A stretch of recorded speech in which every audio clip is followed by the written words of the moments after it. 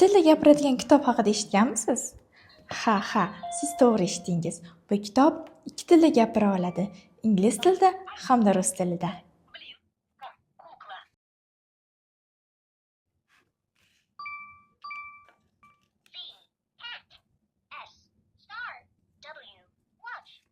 Farzandingiz istalgan tilni tanlaydi, tugmani bosadi va bir zumda tushunib oladi.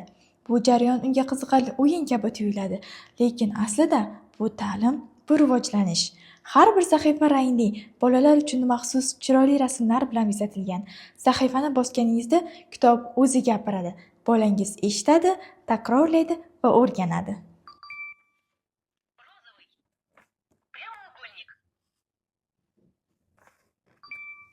Ребята, поищите, пожалуйста, оранжевый. Где это? Оранжевый. Ты молодец. Bu kitob orqali farzandingiz nafaqat yangi so'zlarni o'rganadi, balki ingliz va rus tillarini asta-sekin tushunishni boshlaydi.